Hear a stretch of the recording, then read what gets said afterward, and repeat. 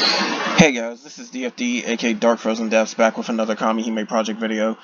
Now, I meant to get this out sooner, but you can probably still hear it in my voice. I've been kind of like tired and exhausted lately, so I was taking a break from the game a few days. I still did some quick daily stuff, but I didn't intend on doing like full-on grinding. But anyways, this is the Nandi Advent reprint, and this this leads to a very good phantom weapon grid for free light players. However, it's still dependent on the hammers you already have, so keep that in mind. But you may want to if possible over farm this advent event and trying to get more hammers if need be, because I don't know if they have a weekly advent later on of this, but I do know this does return later on. But anyways, this is a light-based event, so dark element's going to have the advantage. However, you are going to want water for one of the missions. I'm not going to go over that part of the video, so you should already know what mission it is, basically. And also, considering that it is light enemies, you will never be at a disadvantage, so you'll never have to deal with anything hitting you with your weakness in this advent, so keep that in mind. But anyways, continuing forward, since this is an advent, you're on your own, you will need to be able to at least clear, I would say expert to have a chance to get some stuff, but ultimate to reliably grind. So there's that. Also, if you're missing any of the free SR Kamihime from past raid events, and the epic quests do not give them to you, then you can go and get these special raid tickets and have a chance at getting them. The raid tickets will give nothing but SR weapons as well, so there's that. But of course, the Kamihime gacha ticket, the normal gacha tickets, there's magic jewels, there's both the gold and silver books if you need them. Some people have been hardcore grinding the game, so this is the chance to get some half elixirs to refill that if you happen to be running dry.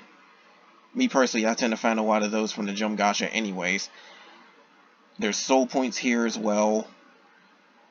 Don't worry about the SR weapons at all, because at this stage of the game, they're practically useless. Because of the fact that you will always find something that's better than what's here in the permanent raids. Even still, if you are looking for a quick power-up, maybe hold on to them. It depends. But the main thing you're going to want is the SSR weapon that's a hammer, which should be the low material one. And then you also want to if you don't happen to have her, you want to get Nandi, because she has some very good stats for an event at dawn. Her summon effect is so-so. It puts one character on the rampaging, so if it happens to be a really buffed up character, like say you unloaded all your buffs on them, then they can do a good amount of damage for one turn, but the summon effect's negligible. Also, keep in mind that in order to final break this hammer, you're going to need extra materials, so definitely grind for that. And another big thing too is the fact that if you need any of those green cores, this is your chance to get them, because they come from the Ragnarok fight. Even if you do not use them for the final break weapon, or if you're just planning on training them for Dragonic Eye Shards, keep in mind that you do need these green orbs from the Ragnarok fights in order to get S-class souls. So if you want some of the best souls in the game, you're going to need to stock up on these green orbs as well. So you should try to clear Ragnarok if possible. There is also a gun weapon too, which may or may not help a player depending on what they may or may not have. So keep that in mind. But and then there's a skill there's a weapon skill buffs later down the line that help the elaborate on the hammer and the barrage on the gun. So it doesn't make them per se broken, but it does make them a little bit stronger. So it may be possible you might want to hold on to both. Who knows? But anyways, given that this is an advent, just jump into wherever you need to go for different stuff. Personally, I do every single difficulty because there's magic jewels for doing that. And then try to get in your daily Ragnarok if you can clear it. And as far as it goes with the ultimate, that's the best place to grind, hands down. Also, if you are indeed over farming to try and get extra drops, the rate of it's low, but keep in mind that drop rate increases can indeed up your chances of it. They just won't up your chances of getting exactly what you want. It'll make the platinum chest appear more often, but it won't guarantee you get an SSR item from it, so keep that in mind. But anyways, going over the difficulties. Expert is a point where a lot of people can reasonably clear it, so that's where I tend to start off with these. And I only go over the boss because the enemies are negligible for the most part. There are a few things they can do like heal and damage cut, but it shouldn't be too much of a problem. Now, first goes with the boss herself. On Expert, she has 620,000 HP. She also has a good slew of different stuff in her AI, so you have to pay attention on that one. First off, we'll start with her, some people call them OD or overdrives. The proper term is actually bursts, because they are indeed called enemy bursts. Whatever you call them, in normal mode, she uses 5 random hits of light attribute. So, if it does want to target 1 or 2 people, it can actually do a lot of damage, so keep that in mind. For raging, everybody gets hit on your team. Guarantees some combo attacks from her as well. It puts rampaging on herself as well, which doesn't interrupt her AI, it just gives her more attack power basically. And then on top of that, it also gives her an overheat factor too, which means it will deal extra damage. So that said, and keep in mind that the combo is permanent, so you have to remove it if you want her combo rate to start getting back to normal. So that's a lot of buffs. So it's either you're taking a lot of damage in normal, or you're having to deal with a lot of buffs in raging, which could make normal even more threatening. So you have to keep that in mind. As for her special modes, it's based on her orb count, which is her charge turns basically. She has 3 maximum, and it is based on how many she has gotten so far.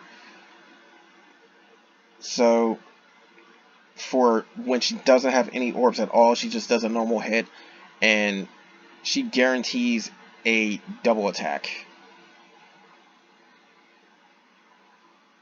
And then when it comes to 1 orb, it is triple attack and double attack buffs. Now when it's 2 orbs, it's a guaranteed triple, and it's also a normal hit, so you have to keep that in mind. Like a normal attack would guarantee triple. And then once she goes into stun the first time, and only the first time, she will recover HP, remove all your strengthening effects, and release all her debuffs. So that's something to know. Well, only 2 of her debuffs by the looks of it. So that's something to know. If you're going to unload on her, do it before stun mode. Simple as that. Also, the other triggers do not work under stun, so she will not do those. Only in raging and normal. Now, moving on to ultimate, she's got almost double the HP. It's at 1.1 million basically, plus 50,000 if you want to be exact. Basically the same stuff with her triggers, only her recovery is 100,000, and she removes 3 debuffs off herself. Also keep in mind that since this is a higher difficulty, her attacks are going to obviously deal more damage. So getting hit, like one person getting hit 5 times randomly, will most likely one-shot them if you are at least on par with this difficulty. And then Ragnarok, she has more than double the HP at 2.65 million. And it is again the same triggers, the same burst. Only difference is the fact that her healing is now 200,000 and is still removing 3 debuffs off herself. So the main thing with her is the fact that she will keep trying to up her combo rate. So you have to try and keep that down as much as you possibly can. And then on top of that, you have to still be very careful of when you land your debuffs, because if she is stunned, she's going to remove all your buffs and all the debuffs you landed.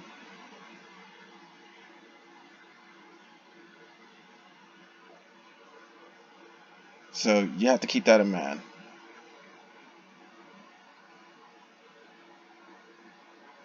Now, the solos they recommend is Mordred in order to increase the charge turn, which will give you a bit of freedom as well, because there will be one turn where she has no triggers whatsoever if you do extend her orb count. It will also help you with debuffing her, even though her resistance is already pretty low. As far as it goes with anything else, you're just going to want a damage dealer, or you're going to want somebody that can damage cut, because of course she can indeed randomly take people out if you're not careful, or if you just don't have a lot of HP. So keep that in mind. Now, going a little bit further into the stuff that's here, this is where Nandi actually does have a little bit of help for if you do set her as a main. Now, she increases character attack by up to 30%, but also the burst gauge increase amount. So, granted, character attack is assault, and it's also pretty much compared to a previous Eidolon that we've already gotten from an event called Kenshi, who increases elemental attack instead of assault. Nandi is a little bit worse off, but both of them share the burst gauge increase. And what that means is that for every 10 burst gauge you gain, an extra 2 is added to that. So when you combo with a triple attack, this can get you 36 burst gauge right out the gate for whoever triple attacks. And then to take it even further, if you happen to have the light version of Bao like I do, whenever she combos, she adds 5 to everyone, so you can essentially get 41 burst gauge to everyone if they all triple attack, and you have light Bao on the team. So the burst gauge increase is actually pretty good, because it means you'll get your burst cycles off a lot faster, because in this, at the end of the day, the most damage does indeed come from your bursts. There's many different strategies to get even more damage on top of that, but bursts are still very powerful compared to everything else. So my suggestion to you is that if you don't have better than Nandi, she is worth using as a main. She's also still worth using as a sub, because her attack power is almost 2,000. So it's close enough to pretty much be there for that. However, the main thing about this event is definitely the hammer she has. Her hammer will increase the large assault and small ascension. I mean small elaborate. And what that does is going to increase your ability damage. Currently, right now, it's not going to do about too much. I think it's only a measly 2.5% added to the ability cap. But later on down the line, that gets incredibly buffed. I think it becomes 10% for a small. I'm not fully sure. But it will definitely spike your ability damage as soft cap later down the line. But it's mainly used for the light hammer grid, because that is still a very good amount of assault you can get from that. So final breaking this is definitely worth it if you don't have a better grid. In my case, I do happen to have a better grid, so I'm not going to need this weapon. Now, for the gun, It can help you, but it's less priority than the hammer because of two reasons. One, less assault on the weapon, especially considering that it cannot final break. Two is the fact that it also takes a lot more materials to get all the gun copies compared to the hammer. So that said, it's usually better to go after the hammer. And when I say over farming, I mean trying to get it as many copies of the hammer as you possibly can, because extra copies can drop from the boss. However, that does not mean that if you do not get enough copies, you should use break limit items on these, because you should never really use them for events. So keep that in mind. Event weapons never should ever get that stuff. Same thing with event add-ons. Now, other ways to try and boost up your output as well. For a newer player starting off, all four of these weapons are good enough because they all carry assault. But most people are probably not going to need the axe because it's just a flat medium assault. And honestly, you can get that from raid fights as well. But if you happen to need it, it's there. Same thing goes with the staff, which is interesting because this has a dual effect. It gives small assault, but it's also paired with small recovery. So what that basically is that's Ascension, and it will increase your healing. However, there is a permanent raid that will give you access to healing stuff.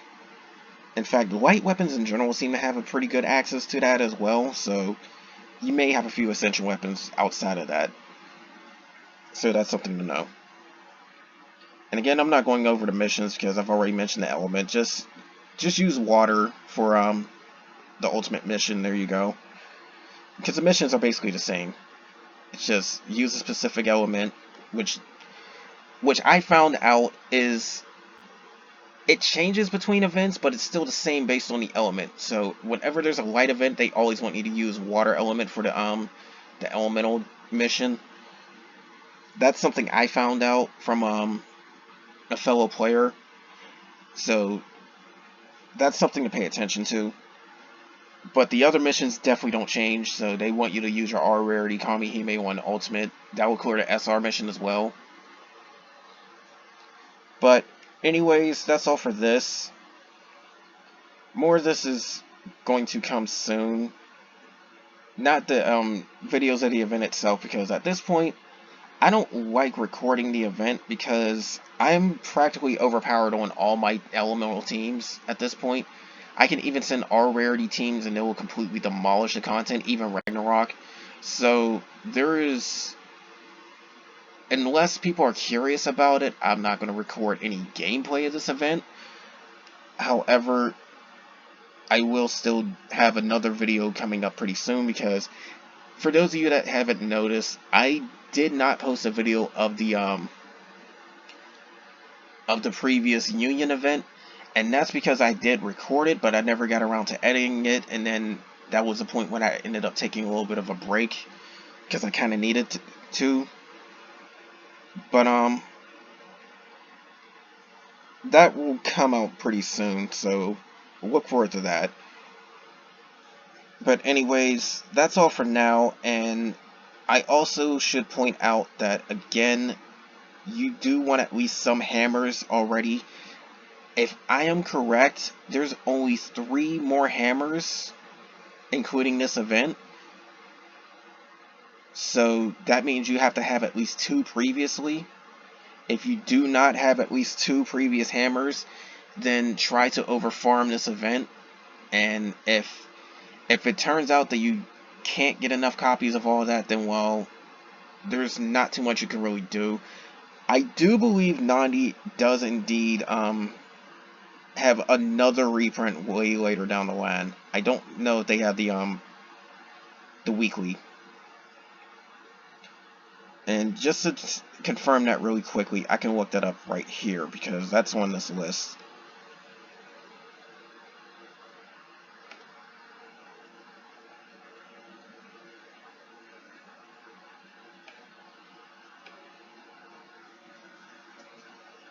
So yeah, it was Phoenix and Sphinx.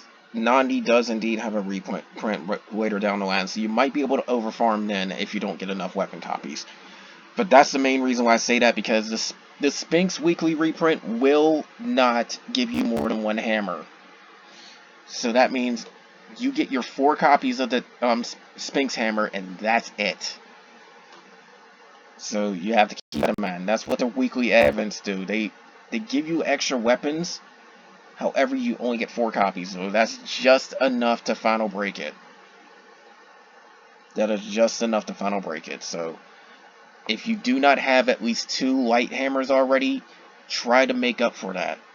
You can do one extra one this event, one extra one the next Nandi reprint if need be. But again, it is practically the last very good free Phantom Grid for light. After that, it's going to be very difficult to do anything else. And then of course there's always the Guardians, but they just don't compare to what some of the free event stuff will give you, so there's that too.